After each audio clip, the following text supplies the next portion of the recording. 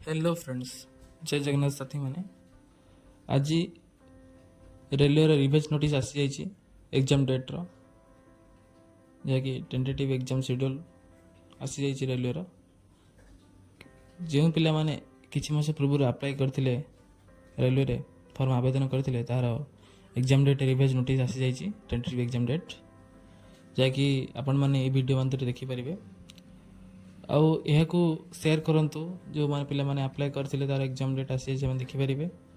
आउ प्रिपरेशन बहुत ही करें। चलते देखा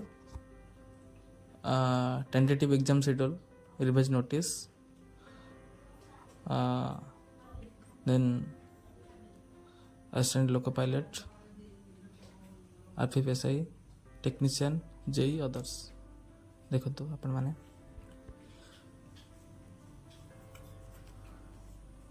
जहाँकि देखिपारे चार गोटी एग्जाम टेन्टेटिव शेड्यूल आसी जाइए LP RPF SI technician JE and others देखु ALP असिस्टेंट लोको पायलट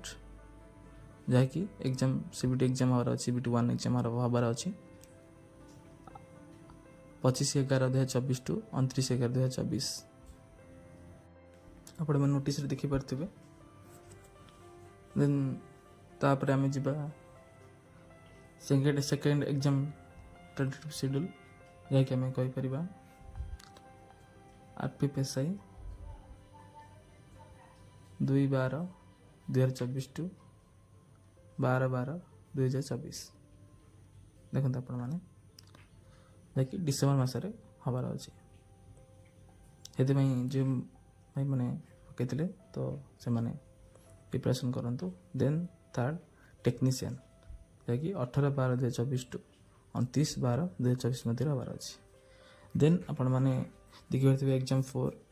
जहाँकि जेई एंड अदर्स रोचे जूनियर इंजीनियर ता CBT 1 टी 13/12/2024 टू 17/12/2024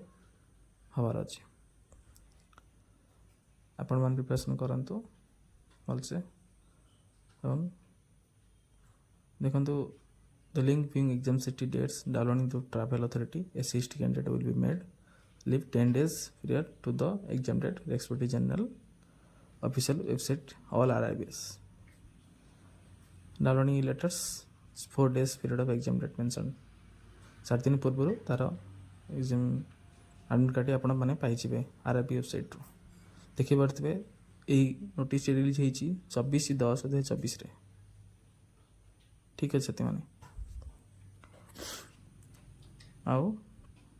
आपण मैंने प्रिपरेशन करूँ ये आपण सुवर्ण सूचक